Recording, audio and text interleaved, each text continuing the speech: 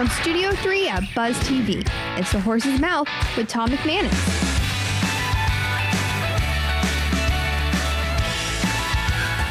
Welcome to Sunny Side Up. I'm your host, Chris Budahash, here in Jacksonville, Florida, with Tom McManus. What's up, Chris? All right. We got Major Harding, and we got Coach Dave Campo. Sir, how are you? How you doing? Sir, it's great to see you. Thank you. Look at these new little things. I know.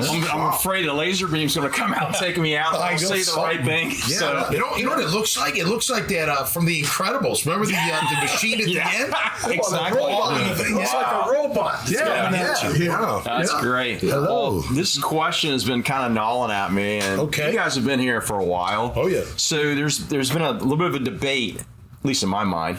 Is the heart of the city downtown, or is it the beaches? Like, what's going on? I had a friend from Texas. He's coming out here for a conference. He's putting this conference on. He's like, hey, where should we do our 50-person conference at in the city? So I'm like, St. Augustine, the beaches, downtown. So what do y'all think, Tom?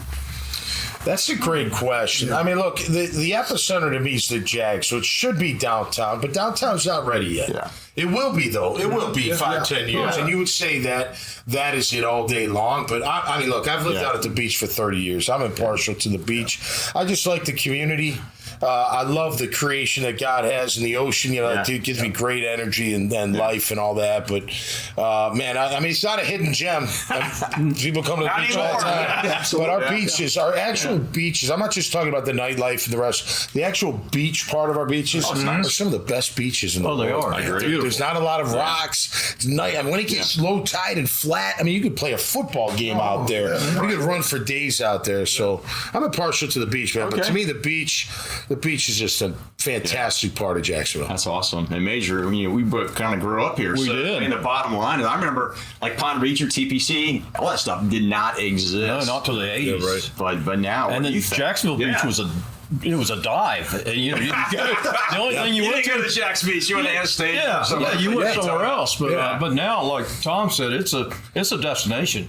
I've owned a condo there since 2005. Okay. And so that's kind of our weekend getaway spot. You know, once you cross the Intercoastal Waterway, it's a whole different vibe. It is. Yeah. And you don't have to leave. No. Because there's so much to do on the island. When I came with the Jaguars in 2005, my only recollection of Jacksonville was TPC Sawgrass. Okay. Yes, sir. Okay, so that was big, and we ended up moving there. But the great thing about it is the beaches, because you know the pressure of football. Right. You know, every team has it. It's got to be immense. Yeah. When I would leave the complex and cross the intercoastal, the ditch.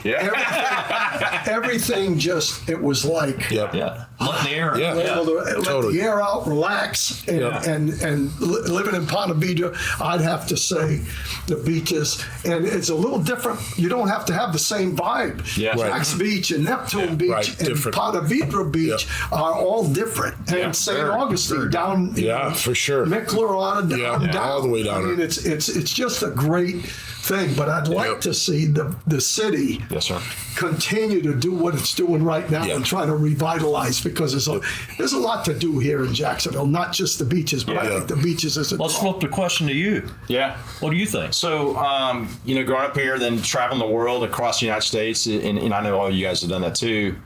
There's so much potential downtown. It's unrealized. And I remember when the landing came. Yes, the Hooters was the initial Fat Tuesday. That was some place, Fat Tuesday. But I agree. I think we got to go back. We got to reinvest. I know the city government, between council and the mayor, are trying to do that. Yeah. But you're right. So when somebody asked me last week, a separate person said, do I need to get a rental car? Can I just go someplace and stay there and see everything? Kind of goes back to your point. Like, there's so much to see. You need a rental car. I told them, you're going to be limited in what you're going to see and do. So, Here's the thing about downtown. I'm getting ready to go back home to Chicago, and we're staying downtown. Yeah. When you get into that city, it's like it's vibrant. Like the minute you hit, you're like, okay, this is real. I don't want to live there, but it's so much going on. Energy. I don't feel that way when I'm downtown Jackson, but we will one day. We will get to that point where you're like, all right, there's so much to do. You can park your car, you can walk everywhere, you can spend the whole day, spend the night, whatever the case may be. We're not there quite yet, and that's no disrespect to the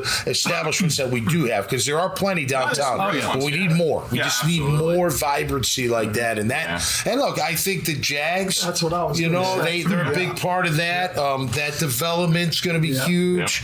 You know, the shrimp, what they're doing, just everything. It's going to be good. Yeah, I think we have the high potential to do that. And it's still a great city to come see and visit. But like I said, I told this individual who's doing the conference, I said, here's my recommendations. I gave him a beach, recommendation, a St. Augustine recommendation, a downtown recommendation. Here's the pluses and minuses. You know what? Here's an idea, if I may throw it out there. Yes, you do it by activity. You want to take your guys for people fishing? Yeah. You want to take them golfing? Right. You know, you want to do both? Yeah. You know, you could do that, and then you figure out where you're gonna do it at, right? You can do it at TPC. You can do it out at One Ocean, you know, or not One Ocean, at Ponte Vedra in a club. You go to Timaquana, you know, whatever, wherever you want to, you know, do those kind of activities. That's awesome. I think that's the way I would plan it around Jacksonville. Like, what do you want your people to be able to do?